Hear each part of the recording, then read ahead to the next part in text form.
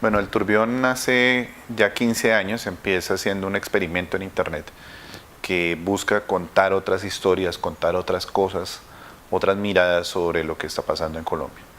Eh, Nosotros inicialmente no teníamos muy clara esa diferenciación, no teníamos una terminología, unos adjetivos que definieran muy claramente que fuéramos un medio alternativo.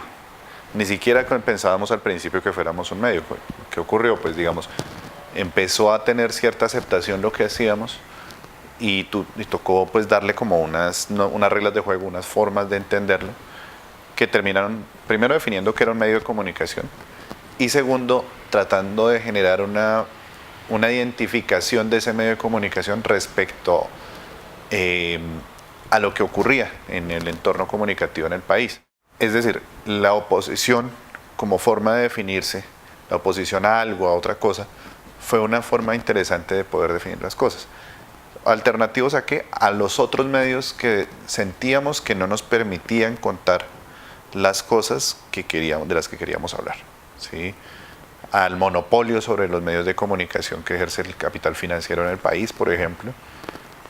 Queríamos ofrecer un espacio diferente a esto, que terminó siendo el periodismo independiente, pero pues digamos que la mirada que existe en Colombia sobre esta palabra alternativo nos da digamos unas afinidades a nosotros.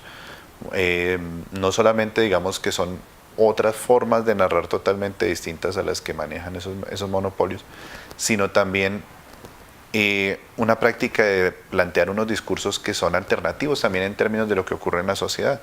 Es decir, hablar de lo que piensan los movimientos sociales, lo que piensan las víctimas, lo que piensan los campesinos, los indígenas, los estudiantes, los trabajadores, las mujeres que se están movilizando por sus derechos, pues también era un reto interesante en ese terreno.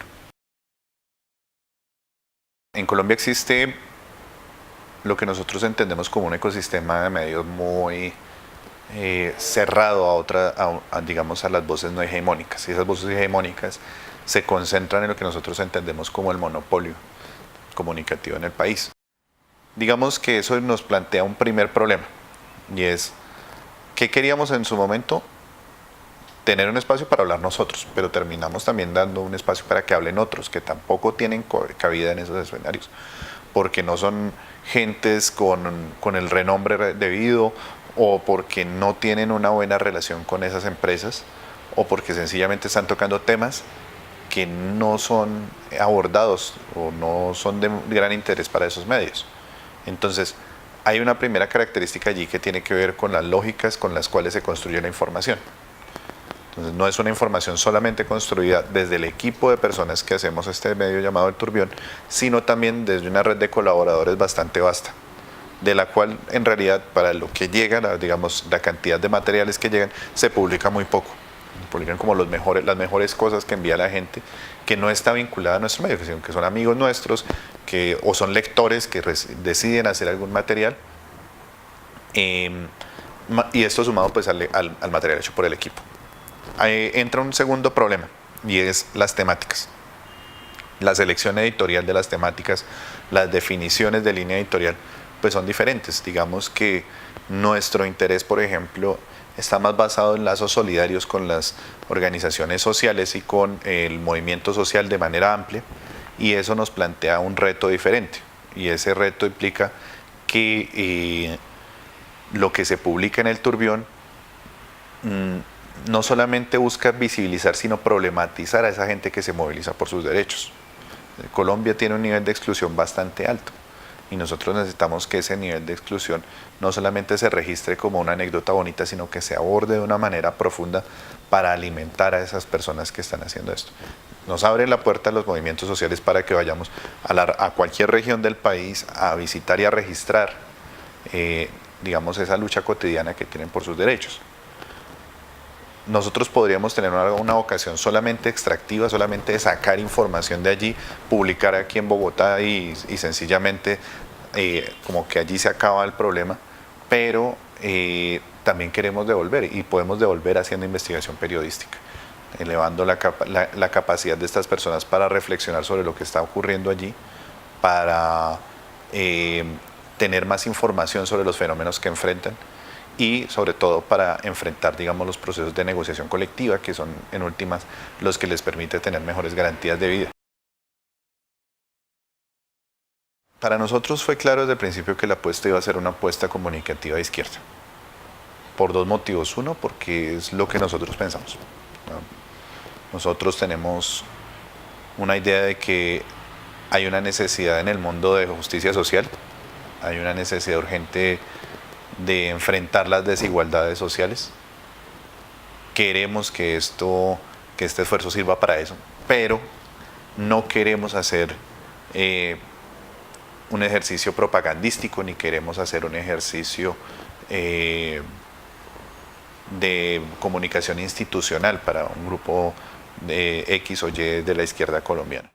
Ese fue como el primer asunto. Entonces, hay unos principios que guían lo que nosotros hacemos. Nosotros nos declaramos antifascistas, primero que todo, antirracistas, antihomofóbicos. Luchamos por la igualdad de la mujer con nuestras publicaciones, luchamos porque cese todo tipo de discriminación. Eso es como de las cosas que nos nuclean. También nos oponemos a la dominación de Colombia por parte de otros países. Nos oponemos a las guerras injustas. Hay una serie de cosas que pensamos nosotros, que las expresamos con lo que estamos publicando, no solamente con lo que nosotros producimos, sino con la presentación misma de la información. Entonces, si a mí me preguntan ideológicamente cómo es el Turbión hoy en día, yo diría, mire, yo soy muy radical y muy de izquierda, pero yo creo que lo que tengo es un medio de comunicación en el que se expresa información por encima de mis simpatías políticas, pero donde nosotros expresamos en el hacer de esa información lo que nosotros pensamos y sentimos.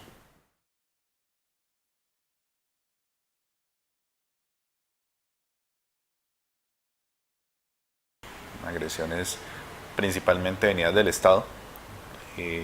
Por ejemplo, nuestros reporteros se enfrentan muy seguido a situaciones de agresiones por parte de policías o de diferentes tipos de agentes estatales por estar cubriendo un tipo determinado de noticias, por ejemplo, protesta callejera, de particulares. Por ejemplo, en el mismo escenario de protesta social, algunas veces los manifestantes agreden a los periodistas y nosotros hemos recibido pues este tipo de ataques. Cuando hacemos investigación periodística hemos recibido presión por parte de empresas sobre las que nosotros estamos haciendo investigación, con el argumento de que si no paramos o no cambiamos la información que hemos publicado, nos someterán a procesos judiciales por calumnia e injuria. La falta de recursos, la falta de apoyo institucional para desarrollar lo que hacemos nosotros, la falta de tecnología, por ejemplo, el tema de distribución de mensajes para nosotros es un problema importante. Tener infraestructuras mucho más robustas que permitan que mucha más gente acceda a lo que nosotros tenemos. Es decir, todo está conectado con un problema de que no somos un gran poder económico con un medio, sino somos ciudadanos del común que construimos un medio de comunicación